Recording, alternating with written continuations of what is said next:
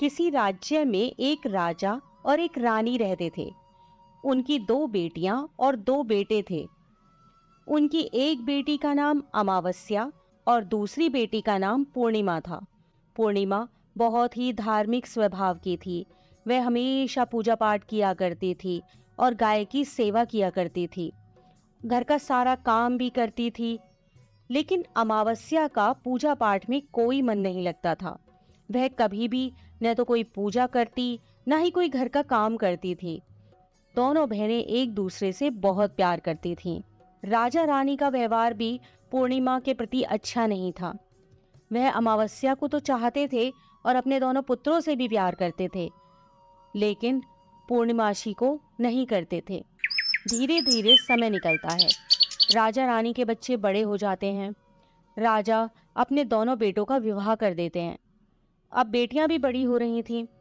फिर सभी लोग राजा से कहते हैं कि इनका भी विवाह कर दीजिए। राजा ने कहा, हाँ, विवाह तो करना है। फिर रानी ने राजा से कहा, पूर्णिमा का विवाह किसी बड़े घर में मत करना, क्योंकि इसे तो काम करना पसंद है, गाय की सेवा करना पसंद है, भजन कीर्तन और कहानियों में इसका मन लगता है, पूजा पाठ करना भी इसे अच्छा लगता है। अगर यह किसी बड़े घराने में चली गई तो वहां यह सब नहीं कर पाएगी, इसलिए इसकी शादी किसी गरीब घर में ही कर देंगे। राजा ने कहा, ठीक है। और राजा पूर्णिमा के लिए रिश्ता तलाशने लगा और अंत में एक गरीब और बहुत ही साधारण घर में राजा ने पूर्णिमा का विवाह तय कर दिया। तब रानी ने कहा, महाराज, अमावस्या भी तो शादी के योग्य हो गई है, इसके लिए भी वर देखिए। दोनों बहनों का विवाह एक साथ ही कर देंगे। राजा ने उसी गांव के राजा के बेटे के साथ अमावस्या का विवाह तय कर दिया। राजा ने रानी को बताया तो वह बहुत खुश हुई और मन ही मन सोचने लगी, अब देखते हैं कि ये पूर्णिमा गरीब के घर में कैसे रहती है। बहुत पूजा पाठ वाली बनती है, इसके भगवान इसकी क्या मदद करते हैं। फिर समय आने पर राजा ने अपनी दोनों बेटियों का विवाह कर दिया। अमावस्या को बहुत धन दौलत दी, लेकिन पूर्णिमा को कुछ भी नहीं दिया। पूर्णिमा के भाई भाभी उससे बहुत प्यार करते थे, क्योंकि वह अपनी भाभियों का काम में हाथ बटाती थी। लेकिन अमावस्या उन पर रौब जमाती, उनसे अपने काम कराती, इसलिए अमावस्या के प्रति भाभियों का ज्यादा स्नेह नहीं था। फिर अमावस्या और पूर्णिमा दोनों अपने अपने ससुराल चली गईं। एक बार की बात है, अमावस्या ने अपने घर में शिव चर्चा रखी। सबको बुलाया गया, लेकिन उसने अपनी बहन पूर्णिमा को नहीं बुलाया। पूर्णिमा अपने दरवाजे पर बैठी थी तो गांव की औरतों ने कहा, तुम्हारी बहन ने अपने घर शिव चर्चा रखी है, तुम नहीं जाओगी क्या? पूर्णिमा ने कहा, नहीं बहन, मैं नहीं जा रही, क्योंकि मेरी बहन ने मुझे बुलाया नहीं है, तो मैं कैसे चली जाऊं? तो गांव की औरतों ने कहा, नहीं बुलाया तो क्या हुआ, यह तो पूजा पाठ का काम है, तुम चलो हमारे साथ। गांव की औरतों की बात मानकर पूर्णिमा शिव चर्चा में चली गई। जब अमावस्या ने पूर्णिमा को देखा तो वह गुस्से से बोली, जब मैंने तुम्हें बुलाया ही नहीं था तो तुम मेरे घर कैसे आ गई?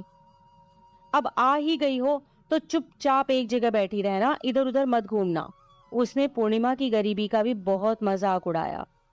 पूर्णिमा की आंखों में आंसू बहने लगे। वह भगवान शिव से प्रार्थना करने लगी कि हे भगवान, मुझ पर आप कब कृपा करोगे? आखिर मेरा कसूर ही क्या है? क्या पूजा पाठ करना, गाय माता की सेवा करना और काम करना गलत है? भगवान, अब तो मुझ पर रहम करो। इस तरह वह भगवान से विनती करने लगी। शिव चर्चा पूरी हो गई और अमावस्या ने सबको प्रसाद दिया, लेकिन पूर्णिमा को प्रसाद नहीं दिया। वह वहां से बिना प्रसाद के वापस आ गई। वह रास्ते में सोचती है कि घर पर बच्चे प्रसाद मांगेंगे तो मैं उन्हें क्या कहूंगी। फिर उसके मन में एक विचार आया कि क्यों ना अपने भाई भाभी से ही मिलकर आ जाऊं। वह अपने पति और बच्चों को बताकर अपने मायके जाने के लिए निकल गई। चलते चलते उसे एक तुलसी का पेड़ मिला। वहां एक चबूतरा बना था, जिस पर एक बूढ़ी माई बैठी थी। उस बूढ़ी माई ने पूर्णिमा से कहा, बेटी, तुम कौन हो और कहाँ जा रही हो? तब पूर्णिमा ने बूढ़ी माँ को अपना परिचय दिया और फिर बूढ़ी माँ ने कहा, बेटी देखो, मेरा तुलसी का पौधा सूखा जा रहा है, इसमें थोड़ा जल डाल दो और चबूतरे की भी धुलाई कर दो तो थोड़ी ठंडक मिलेगी। पूर्णिमा ने बहुत अच्छे तरीके से चबूतरे को धोया, तुलसी में जल दिया और तुलसी की पूजा की। उसने बूढ़ी माँ को भी स्नान कराया और उनके चरण दबाए। फिर पूर्णिमा ने कहा, माँ जी, और कोई काम हो तो बता दीजिए, अगर नहीं है तो क्या मैं जाऊं? तो बूढ़ी माँ ने कहा, नहीं बेटी, और कोई काम नहीं है, अब तुम जाओ, और उसे खूब आशीर्वाद दिया।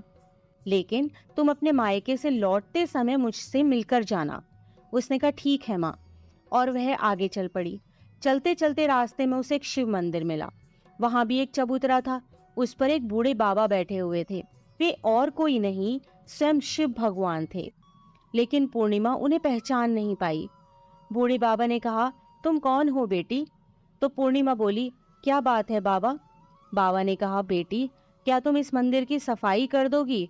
बहुत गंदा हो गया है, और चबूतरा भी धो देना। मेरे नहाने के लिए 2 बाल्टी पानी भर दो, तो तुम्हारा बहुत एहसान होगा। पूर्णिमा ने खुशी खुशी बाबा के सारे काम कर दिए और भगवान शिव की पूजा की। थोड़ा और आगे चली तो उसे काली माता का मंदिर मिला। काली माँ भी एक बूढ़ी माँ के रूप में वहां बैठी थी। काली माँ ने कहा, बेटी कौन हो? तो पूर्णिमा ने अपना नाम बताया और कहा, क्या बात है माँ जी? तो बूढ़ी माँ ने कहा, बेटी, जहाँ सब पूजा पाठ करके तो चले जाते हैं, कोई मंदिर साफ नहीं करता। देखो मंदिर कितना गंदा हो गया है, जरा इसकी साफ सफाई कर दो। पूर्णिमा ने मंदिर की साफ सफाई की और उसने काली माँ का श्रृंगार किया, पूजा की। उसके बाद बूढ़ी माँ को भी स्नान कराया और उसके हाथ पैर दबाए। फिर वह आगे बढ़ी तो एक नदी मिली। वहां भी एक बूढ़ी माँ बैठी थी और वह और कोई नहीं, स्वयं गंगा मैया थी। उन्होंने कहा, बेटी तुम कौन हो? तब पूर्णिमा ने अपना नाम बता दिया और फिर बूढ़ी माँ ने कहा, बेटी, यहाँ सब स्नान करके तो चले जाते हैं लेकिन कोई सफाई नहीं करता, तुम यहाँ की साफ सफाई कर दो। उसने वहां की भी साफ सफाई कर दी। फिर वह बूढ़ी माँ भी उसे आशीर्वाद देने लगती हैं। फिर वह एक नाव में बैठकर नदी के उस पार चली जाती है। नाव में फूल बिछे होते हैं। वो फूलों की नाव में बैठकर अपने मायके पहुंच जाती है। उसके भाई भाभी पूर्णिमा को देखकर बहुत खुश हो जाते हैं और उसकी खूब खातिरदारी करते हैं। फिर सब खूब बातें करने लगते हैं। सुबह जब ननद जाने को तैयार होती है तो भाभी ने उसे एक लाल साड़ी दी और कहा, नंद जी, इस साड़ी को पहन लो और हाँ, जल्दी जल्दी आया करो, बहुत दिनों के बाद आई हो। तो पूर्णिमा ने कहा, ठीक है भाभी, आप जब भी मुझे बुलाओगी मैं तभी आ जाऊंगी। और फिर पूर्णिमा ने खुश होकर वह लाल साड़ी पहन ली और श्रृंगार भी किया। भाभीयों ने थैला भरकर उसे धन और गहने दिए। पूर्णिमा घर से निकल गई। चलते चलते रास्ते में फिर वही नदी मिली और नाव में बैठकर वह नदी के दूसरे पार आ पहुंची तो वही बूढ़ी माँ मिली जो गंगा मैया थी। उन्होंने कहा, बेटी आ गई अपने मायके से? तो पूर्णिमा ने कहा, हाँ माँ जी। तब बूढ़ी माँ ने एक थैला दिया और कहा, इसे ले जाओ, मैं कहाँ रखती फिरूंगी, ये बहुत भारी है, और हाँ, इसे रास्ते में मत खोलना, अपने घर जाकर ही खोलना। पूर्णिमा ने कहा, ठीक है माँ जी, और वह वहां से चल दी। आगे चली तो काली माँ का मंदिर मिला। वहां भी वही बूढ़ी माँ बैठी हुई थी। उन्होंने भी पूर्णिमा को एक थैला दिया और अब उसके पास 3 थैले हो गए थे। वह कुछ आगे बढ़ी तो शिव मंदिर मिला। वहां बूढ़े बाबा के रूप में भगवान शिव बैठे थे। उन्होंने भी पूर्णिमा को एक थैला दिया। वह थैला लेकर आगे बढ़ी तो तुलसी माँ मिली। उन्होंने भी एक थैला दे दिया। अब जब पूर्णिमा अपने घर पहुंची तो वह 5 थैले खोलने लगी। सबसे पहले उसने अपने मायके का थैला खोला। उसमें खाने पीने की चीजें, कपड़े और गहने वगैरह थे। उसने खाने पीने की चीजें और कपड़े बच्चों को दिए तो बच्चे बहुत खुश हो गए। दूसरा थैला जो गंगा मैया ने दिया था उसे खोला तो उसमें सोना चांदी भरा था। तीसरा थैला जो काली माँ ने दिया था, उसमें 16 सिंगार का सामान था। चौथा थैला जो भगवान शिव का था, उसमें सब खुशियां थी, धन संपत्ति सब कुछ था। पांचवा थैला तुलसी मैया का था। जब उसने उसे खोला तो उसमें चावल, गेहूं और हर तरीके का अनाज था। पूर्णिमा के घर अब किसी प्रकार की कोई कमी नहीं थी। धन संपत्ति और भंडार से उसका घर भर गया था। पूर्णिमा खुशी खुशी रहने लगी। एक दिन पूर्णिमा ने सोचा, क्यों ना मैं अपने घर शिव चर्चा कराऊं। फिर पूर्णिमा ने शिव चर्चा रखी, सबको बुलाया। वह अपनी बहन के घर भी गई बुलावा देने। जब अमावस्या अपनी बहन के घर शिव चर्चा में आई तो उसके घर में धन दौलत देखकर आश्चर्य में पड़ गई।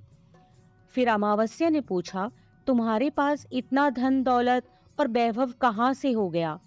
तो पूर्णिमा ने कहा, देखो बहन, तुमने शिव चर्चा रखी थी, मुझे नहीं बुलाया, फिर भी मैं बिना बुलाए तुम्हारे घर गई, लेकिन तुमने मुझे प्रसाद भी नहीं दिया। फिर तुम्हारे घर से आने के बाद मैं मायके चली गई। और इस तरीके से एक एक करके पूर्णिमा ने सारी बातें अमावस्या को बता दी। अमावस्या ने कहा, मैं भी अपने मायके जाऊंगी, तुम मुझे भी डांटो और प्रसाद भी मत देना। लेकिन पूर्णिमा ने कहा, भगवान का प्रसाद है, मैं तो सबको दूंगी। लेकिन अमावस्या ने प्रसाद नहीं लिया और अपने घर जाकर बच्चों से कहकर अपने मायके के लिए चली गई। चलते चलते तुलसी माँ मिली। उन्होंने कहा, बेटी, यह एक चबूतरा धो दो, तुलसी में पानी डाल दो। तो अमावस्या ने कहा, ए बुढ़िया, मैंने इतनी महंगी साड़ी पहन रखी है, जी गंदी हो जाएगी, मैं कुछ नहीं करूंगी। आगे चलकर भगवान शिवजी मिले तो उसने उनसे भी ऐसे ही कह दिया। उससे आगे काली माँ मिली तो उनसे भी यही कह दिया। और फिर गंगा मैया मिली और उनसे भी उसने ऐसा ही किया और उनका कोई काम नहीं किया। जब वह नाव में बैठी थी, नाव में कांटे थे, ये कांटे उसके पैरों में चुभ गए। फिर वह अपने मायके पहुंची। जब उसे भाभीियों ने देखा तो मुंह बना लिया, जे कहां से आ गई। अरे, पूर्णिमा के पास तो कुछ नहीं था, इसलिए उसे सब कुछ दिया, लेकिन यह यहाँ क्यों आई है? चलो कोई बात नहीं, अब आ ही गई है तो क्या कर सकते हैं।